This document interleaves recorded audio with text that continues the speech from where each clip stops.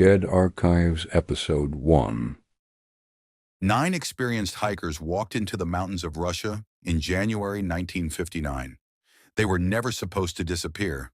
But what investigators found weeks later wasn't just confusing, it was terrifying. Torn tents, barefoot bodies in the snow, internal injuries with no external wounds, and one victim missing her tongue. To this day, nobody knows what happened. This is the Dyatlov Pass incident. It's January 23, 1959. A group of 10 hikers set out from the city of Sverdlovsk in the Soviet Union, what we now call Russia. They were students and graduates from the Ural Polytechnic Institute. These weren't amateurs.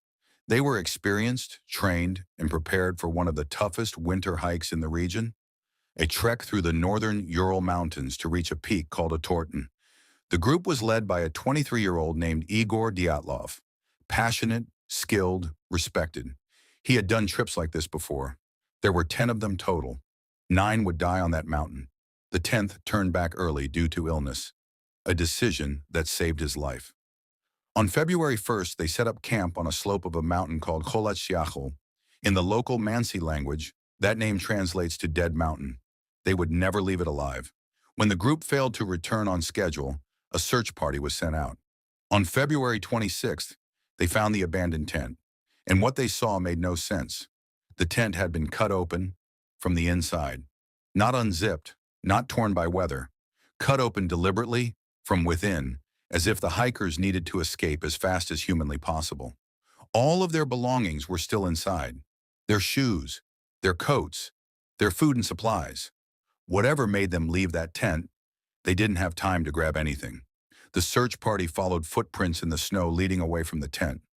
9 sets of footprints, some barefoot, some in socks, in minus 30-degree temperatures. The footprints led about a mile down the slope, toward the tree line. That's where they started finding bodies.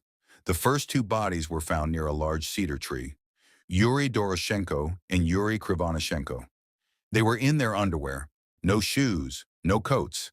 In the middle of a Russian winter, their hands were burned, like they had been trying to start a fire.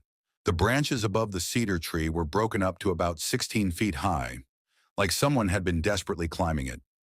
3 more bodies were found nearby, including Igor Dyatlov himself. They were positioned as if they were trying to crawl back toward the tent, trying to return, but never making it. These 5 deaths were ruled as hypothermia, tragic but explainable. Then they found the other 4, 2 months later, buried under 13 feet of snow in a ravine nearby. And this is where everything stops making sense.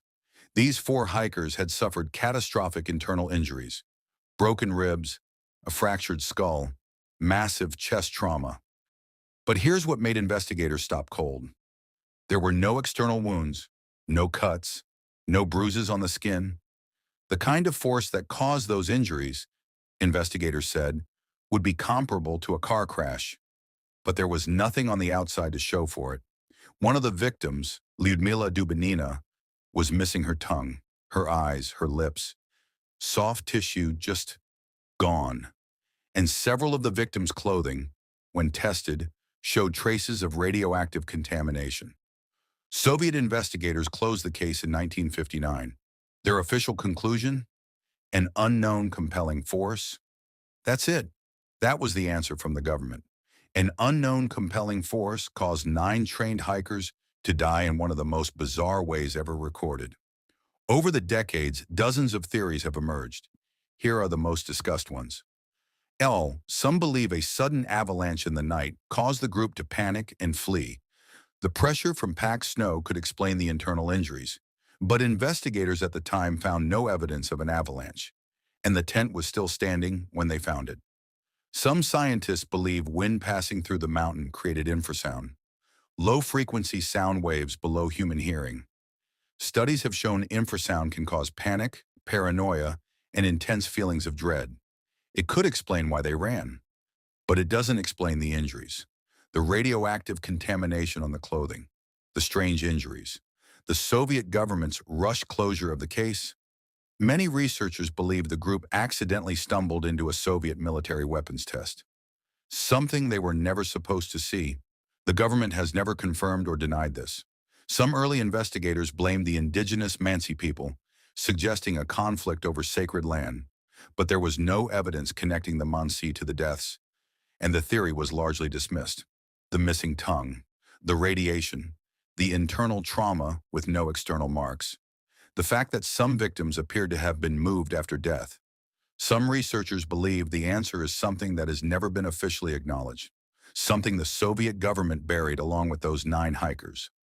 In 2019, 60 years after the incident, Russian authorities reopened the Dyatlov Pass case. Their new official conclusion? An avalanche. But researchers, investigators, and the families of the victims have pushed back hard. The evidence doesn't fully support it, and too many questions remain unanswered. 9 trained hikers, 1 mountain, 0 real answers. Whatever happened on Dead Mountain that night in February 1959, it was terrifying enough to make 9 experienced people abandon everything they had and run barefoot into a blizzard. And whatever it was never found. This has been Dead Archives. If this case left you with more questions than answers, that's because it should. Follow the channel. There are more cases like this waiting for you.